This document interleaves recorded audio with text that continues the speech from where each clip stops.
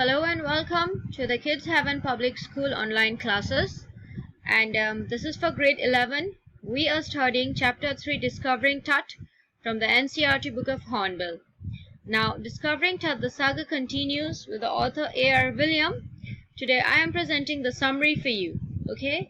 As we had studied and understood the story earlier, this is a brief summary about it. Now let us see what there is. Discovering Tut, the saga continues. So, the saga continues is a chapter which gives us an in-depth sight of Tutankhamun, the last ruler of the powerful Pharaoh dynasty in Egypt.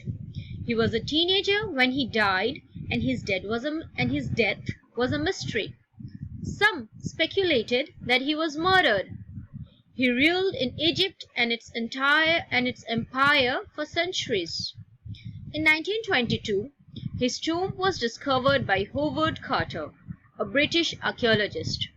After 80 years, he was taken from his resting place for CT scan, which offers to solve the mystery of his life and death by creating a forensic reconstruction. So, अब ये जो chapter है discovering टट, इसमें तुतनखामुन, ठीक है, टट short form है उसके नाम का, उसका पूरा नाम है तुतनखामुन और ये लास्ट रूलर था फेरो डायनेस्टी का, इजिप्ट में जो बहुत एक पावरफुल ताकतवर डायनेस्टी थी। वो एक टीनेजर था जब वो मर गया था, जब उसकी मृत्यु हुई थी, एंड आज तक उसकी जो डेथ थी वो अननोन रीजन की वजह से एक मिस्ट्री है, मतलब उसका पता नहीं है कि कैसे हुई थी उसकी डेथ। Excuse me. वो एक टीनेजर था, मतलब उसकी जो एज थी वो 13 से 19 के बीच थी। Some speculated, कुछ लोगों ने ऐसी थ्योरीज बना दी कि उसका मर्डर किया गया था, लेकिन सच अभी पता नहीं है। He ruled in Egypt and its empire for centuries. एक सेंचुरी में 100 साल होते हैं, ठीक है, so उसने काफी टाइम तक इजिप्ट में रूल किया था। 1922 में उसकी जो टूम थी वो डिस्कवर की थी हॉवर्ड कार्टर ने, जो एक ब्रिटिश आर्कियोलॉजिस्ट थे।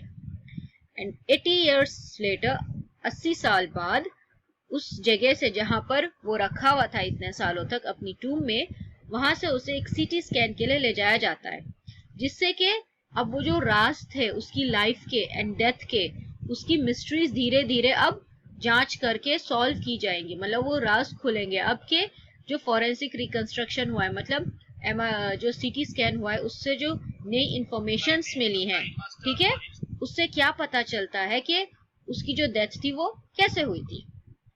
Tut's father or grandfather, Amenhotep III, was a very powerful pharaoh who ruled over a period of 40 years. His son, Amenhotep IV, thrived him and began the strangest period in the history of Egypt. So Tut के जो father और grandfather थे Amenhotep III, ठीक है, ये नाम था, and वो एक बहुत ताकतवर pharaoh थे जिन्होंने लगभग 40 years के लिए रूल किया था। फिर उनका जो बेटा था Amenhotep IV, वो बहुत अलग था, उसने एक बहुत अजीब जमाना गुजारा था। उसने क्या किया था, उसने एटेन सन डिस्क की जो पूजा थी वो शुरू करवाई, यहाँ तक कि उसने अपना नाम बदलकर अखीनेतन रख लिया, ठीक है। He also moved the religious capital from Thebes to the new city of Akhenaten called Amarna. अब जो वहां की कैपिटल थी, ठीक है, रिलीजियस कैपिटल, वो थी थीब्स, लेकिन ये जो एमेनहोटेप IV था, इसने उसे एक नई सिटी का नाम दिया अखेनातन, जो अब अमरना के नाम से जाना जाता है। नेक्स्ट था तूतनखामुन, ठीक है, जिसे हम टट के नाम से भी जानते हैं। नेक्स्ट किंग वो बना, लेकिन उसने सिर्फ 9 सालों तक रूल किया था। उसने आमुन को, जो पुराने तरीके थे पूजा के, वही किए थे, ठीक है, इसीलिए उसने अपना नाम तूतनखामुन बदला था, ओके। लेकिन एक बहुत ही अननोन तरीके से, अजीब और गरीब तरीके से उसकी डेथ हो गई थी। His tomb was dug out 26 feet underground, which had all paintings. On the outer coffin, Tut's face was gilded. In the first coffin, he found the garlands of olives, lotus petals, and cornflowers. खैर 1922 में, as हमने कहा, Howard Carter ने वो टूम discover किया, ठीक है। सो जब वो रॉक कट हुई 26 फीट अंडरग्राउंड में, वहां पर दीवारों पे काफी पेंटिंग्स लगी हुई थी, एंड जो कॉफिन्स थे वो नेस्टेड थे। सो जो बाहर वाला कॉफिन था उस पे जो है टट का जो फेस था वो सोने से बना हुआ था। जो पहला कॉफिन था उसमें हार थे ऑलिव्स के, लोटस के पेटल्स के, फूलों के एंड कॉर्नफ्लावर्स के।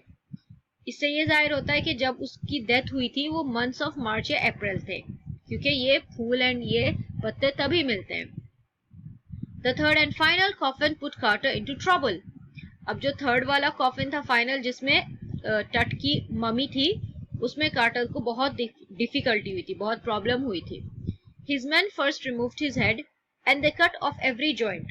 तो उसके साथ जो वर्क करने वाले थे, काम कर रहे थे, उन्होंने सबसे पहले जो मम्मी का हेड था वो निकाला और उसका हर जॉइंट काट दिया और अलग अलग उसके बॉडी पार्ट्स निकाले और फिर वो सारे एक लकड़ी के बड़े से डब्बे में नीचे रेत डाल के उसमें उनको सेट किया। Later on January 5, 2009, Tut was taken for a CT, computer tomography scan, which takes hundreds of x-rays and creates a three-dimensional image. खैर उसके लगभग काफी टाइम बाद जनवरी 5, 2009 में टट को एक सीटी स्कैन के लिए ले जाया जाता है, जिसमें हंड्रेड्स ऑफ एक्सरेज जो होते हैं ना, एक 3D इमेज बनाते हैं, 3 डायमेंशनल इमेज जो काफी क्लियर होती है। The scanner stopped working, which paused the procedure. अब देखिए वो जो ना रेत में रखा था, तो वो जो रेत था वो स्कैनर के पैंट्स में आ गया था एंड उससे के वो रुक गया था, स्कैनर ने काम करना बंद कर दिया था, थोड़ी देर के लिए पॉज हो गया था। After using a pair of spare fans, the scan was finally done. खैर एज हमने पढ़ा था, दो ऑफिसर्स थे, जल्दी से वो प्लास्टिक के वाइट फैंस ले जाते हैं, ठीक है, एंड उससे फाइनली स्कैन हो जाता है हेल्प से। After 3 hours, his body was taken back to his tomb, where his body is resting in peace. And लगभग 3 घंटे में जब स्कैन हो गया, उसकी जो बॉडी थी, जो मम्मी थी टट की, वो वापस उस टूम में ले जाई गई एंड वहां रख दी गई जहां पर वो इतने सालों से रखी हुई थी। So this was about discovering Tut Tutankhamun. उसकी डेथ एक मिस्ट्री थी, आज तक एक मिस्ट्री है। इतने फॉरेंसिक रिकंस्ट्रक्शंस हो चुके हैं, एक सीटी स्कैन भी हो चुका है, उससे पहले एक्सरे भी किए गए थे। अब तक कोई ऐसी थ्योरी नहीं रिलीज की गई है जिसमें ये पता चले कि टट की डेथ हुई कैसे थी। So far this was the summary. Please, if you do not understand, do ask me. I will clear all your doubts for you. Okay? Listen to it very well and enjoy the story. Thank you.